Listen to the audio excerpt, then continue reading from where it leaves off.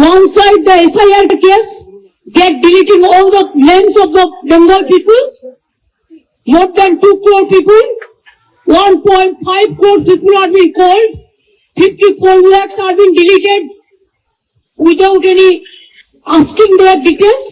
They are using WhatsApp only, and because of election they are collecting all my information of my party. देखो मैंने सब लेके आया because I rang up Pratik because he is the in charge of my party. So my hard disks, all they are collecting, and they have already attacked my IT office also in Sector 5. I am going there also.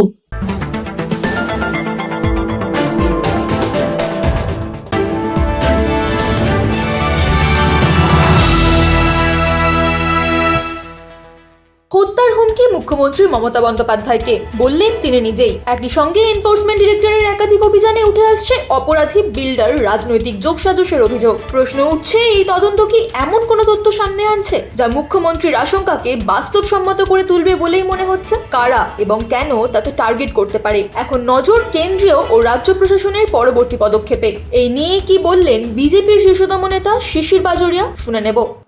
Sir, আসছে একটা অন্য প্রসঙ্গে। বিভিন্ন জনসভায় এবং বিভিন্ন মঞ্চ থেকে মমতা ব্যানার্জি একাধিকবার বলেছে যে আমি তো মার্ডার হয়ে যেতে পারি।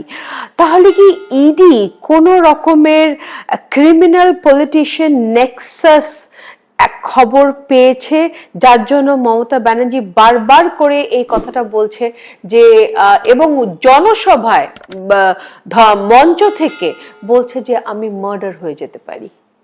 মাননীয়ার একটা অভ্যেস আছে জুজু দেখানো। মনে আছে যখন এসআইআর আরম্ভ হয়নি, কথা চলছিল, উনি আরম্ভ করলেন মানুষকে ভয় দেখাতে। বললেন 150 না কত শয়ে লোকেরা আত্মহত্যা করেছে। সবাই একটা জিনিস দেখা গেল, সবাই আত্মহত্যা একটা চিঠি লিখে গেছে, আর লিখেছে এসআইআর জন্য আমি প্রাণ নিচ্ছি, সবাই। কিন্তু একটা লোকের পোস্টমর্টম হয়নি, পুলিশ একটা ময়না তদন্ত করেনি। মাননীয়া এটা কি করলেন? ভয় দেখালেন, যাতে মানুষের মধ্যে ভয় ঢুকে। এটা হচ্ছে ওনার রণকৌশল, মানুষকে জুজু দেখা। এখন আমার এই যে মার্ডার, এটা প্রথম তো বলেননি, তো এটা ওনার অভ্যেস। যখন উনি চাপে পড়েন এই ধরনের কথা বলেন। এর চেয়ে বেশি উনি তো পরিষ্কার ভাষায় হুমকি দিয়েছেন, 4 মের পর তোমাদের ঘোষণা করে বলতে হবে আমরা বিজেপি করি না। তার মানে যখন উনি গিয়ে বললেন মায়েরা বোনেরা বাড়ি থেকে যেসব আছে নিয়ে চলে আসুন বাইরে, তার মানে হিংসা। এটা প্রত্যেক জায়গায় যখন উনি এখন বুঝতে পারছেন উনি চাপে, একই জিনিস তো যুবরাজ করছে। এইসব দেখে দেখে ওদের মন্ত্রীরাও আরম্ভ করে দিয়েছে। তার মানে এখন পরিষ্কার ভাষায় বুঝে গেছে আমরা হেরে ভূত হয়ে গেছি। স্যার, যদিও আপনি বললেন এটা একটা ভয় দেখানোর রণকৌশল আর কিছুই না, কিন্তু সত্যিকারে কি মমতা ব্যানার্জিকে কোনোদিন কেউ, আপনি যেহেতু এত বছরের রাজনীতির আপনার নলেজ এক্সপিরিয়েন্স, রাজনীতির হাঁটা, সত্যি কি আপনার মনে হয় মমতা ব্যানার্জিকে কেউ কোনোদিনও মার্ডার করতে পারে বাংলায়? আমি আপনার উত্তর শুধু বাংলার প্রসঙ্গে দেব না, পুরো ভারতবর্ষে, আমাদের দেশে, আমাদের যে গণতন্ত্র, পৃথিবীতে একটা নজির। সব থেকে বড় সংখ্যা, জনসংখ্যা যত ভোট পড়ে, মানে পৃথিবীতে কোনো দেশ নেই আমাদের তুলনায়, জনসংখ্যার তুলনায় তো শুধু চীনে তো কোনো ভোট নেই। কিন্তু এখানে রাজনীতি এইভাবে হয় না, কেউ রাজনীতিতে এইভাবে কোনো মার্ডার হয় না। আর মুখ্যমন্ত্রী উনি প্রধানমন্ত্রীর বিরুদ্ধে সবকিছু বলে যান। প্রধানমন্ত্রীকে তো অনুপ্রবেশকারীও বলে দিয়েছে, দেশের প্রধানমন্ত্রীকে, একটা মুখ্যমন্ত্রী। এটা দেখুন, এইসব হচ্ছে যাতে হয়তো ভুল করে কেউ একটু ইংরেজি কথা সিম্পথি যদি অর্জন করা যায়। স্যার, কোথাও কি কখনো কোনো ইন্টেল রিপোর্ট বেরিয়ে এসছে on threat to Bengal CM's life?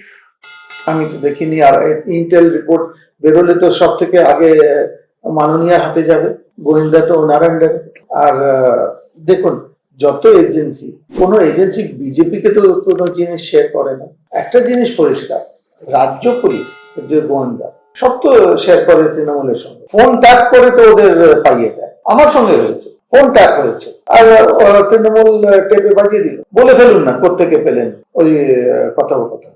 এটা আমাদের পুলিশ, তো যদি ইন্টেল থাকে এদের কাছে আছে, এরা জানে। স্যার, এই যে সোনা, পাপ্পু, কাজল সাহা, নির্মল দত্ত, এরা যদি কালকের দিনে ইডি ম্যানেজ করতে পারে রাজ সাক্ষী করে দেওয়ার জন্য, এবং এরা মুখ খুলবে মমতা ব্যানার্জি টিএমসির এগেনস্টে, তাহলে কি মমতা ব্যানার্জির লাইফে থ্রেট আছে? না, শুনুন একটা কথা বলি। প্রথমত রাজসাক্ষীর অনেক নিয়ম আছে। রাজসাক্ষী জাস্ট আপনি কোন গাড্ডায় পড়ে গেলেন আর আপনি রাজসাক্ষী হয়ে নিজে বেরিয়ে যাবেন, অন্যকে ফাঁসি, ওটা নিয়ম আছে। আমি সত্যি ওটা জানি না বলে আমি বলতে পারবো। আর হ্যাঁ, একটা জিনিস তো আমরা দেখি, যখন জাহাজ ডোবার দিকে প্রথম ইঁদুররা ঝাঁপ দেয়, তারপর যে মানুষ আছে শেষে কান্ডারি কিন্তু ফসে যায়। এখানে যে দেখছি একটা তো আরম্ভ হয়ে গেছে, তৃণমূলে ইঁদুরা পালাতে আরম্ভ করেছে। এখন যেসব এই গুন্ডাদের নাম বলেছেন জানি না, এদের তো মানসিকতা অন্য। এরা কি করবে, মানে একটা চিন্তা করুন, একটি লোক গ্রামে মানুষ যে চাষ করে জীবন জীবিকা চালায়, ওখানে নোনতা পানি ভরে দিল যাতে ও ইনকাম করতে পারে। এটা কেউ মানুষ করতে পারবে? এটা কি মানুষ? এরা কি করতে পারে আমি জানি না, আমি বলতে পারবো না, কিন্তু এরাই হচ্ছে মাননীয় স্নেহধন। স্যার, জয় কামদার বলে যে ভদ্রলোক আছেন, ওনার থ্রু দিয়ে একটা শেল কোম্পানি বানানো হয়েছে এবং সেই শেল কোম্পানির থ্রু দিয়ে কোটি কোটি টাকা টিএমসির কাছে গেছে। আপনি কি বলবেন এ ব্যাপারে, যদিও উনি অ্যারেস্টেড হয়েছেন? দেখুন, নিশ্চয়ই যে এজেন্সি রেড করেছে, প্রমাণ পেয়েছে, ধরেছে। আমার হিসেবে এই ধরনের তো অনেক আছে, অনেক। আর একটা কি হয় না, একটা থেকে দুটো থেকে তিনটে চারটে লিঙ্ক পাওয়া যায়। এখন এরা কোন দিকে যাবে, কি পেয়েছে জানি না, কিন্তু এটা দিয়ে কি প্রমাণ হচ্ছে? এটা শুধু টিএমসি টাকা পাচ্ছে, প্রত্যেক নেতার বাড়িতে টাকা আসছে। আমি একটা স্মরণ করিয়ে দিই, এক সভা থেকে একজন তৃণমূলের নেত্রী বলছিলেন, টাকা তোলো, হিসেব রাখো, ভালো করে হিসেব দিবি, 70% পার্টিকে দিয়ে 30% নিজের কাছে রাখবে। মঞ্চ থেকে। তার মানে institutionalised corruption. Sir, Mamata Banerjee বলছে যে শান্তনু সিনহাকে যে অ্যারেস্ট করা হয়েছে, ওনার ইন্টারনাল সিকিউরিটিতে ভ্যাকুয়াম এসে গেছে শান্তনু সিনহাকে অ্যারেস্ট করার জন্য, এবং উনি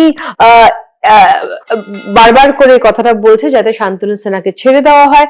আমার প্রশ্ন, এটা কি একটা ইমোশনাল ব্ল্যাকমেল সেন্ট্রাল ইনভেস্টিগেটিভ এজেন্সিকে যাতে শান্তনু সিনহাকে ডিটেইন না করা হয়? প্রথমত আমি যতটুকু জানি, ওনার যে সিকিউরিটি ডিটেল, যেটা একজন এডিজি পদমর্যাদার লোক দেখে, শান্তনু সিনহা বিশ্বাস ধারের কাছে ছিলেন। ওনার সিকিউরিটি ডিটেল মানে দেহ রক্ষা, শান্তনু সিনহা বিশ্বাস ধারের কাছে ছিলেন।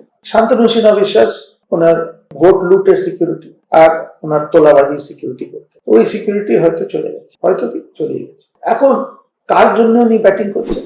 যেই লোক কলকাতা পুলিশে কনস্টেবলদের ভোট দিতে দিত না, এইসব রিপোর্ট আমাদের কাছে আসে কি করে? আপনি যদি জিজ্ঞেস করেন, ক্যামেরাতে দিচ্ছি, পুলিশের লোকেরা দেয়। পুলিশের লোকেরা বলে আজকে কোথায় মিটিং হচ্ছে, ভিডিও পাঠায়, সাহেব দেখুন শান্তনু সিনহা বিশ্বাসের এই বক্তৃতা, কোন জায়গায় কালকে মিটিং হবে, আগাম বলে দেয়। কেন? ওরা জানে ওদেরও তো ভোট লুট হচ্ছে, পুলিশের লোকেরা পাঠায়। আর কার জন্য উনি ব্যাটিং করছেন? ওই লুটেরার জন্য। আর একটা জিনিস, হ্যাঁ, যদি উনি ভাবেন দেখ ওনার সিকিউরিটিতে কোনো খামতি হয়েছে, তাহলে উনি তো মুখ্যমন্ত্রী, উনি নগরপালকে বলছেন না কেন? কি পুরো কলকাতা পুলিশে একজন যে ওনার সিকিউরিটি ডিটেল ছিলই না? তার মানে ব্যথা অন্য জায়গায়, সিকিউরিটি না, ওই ভোটের সিকিউরিটি, টাকার সিকিউরিটি।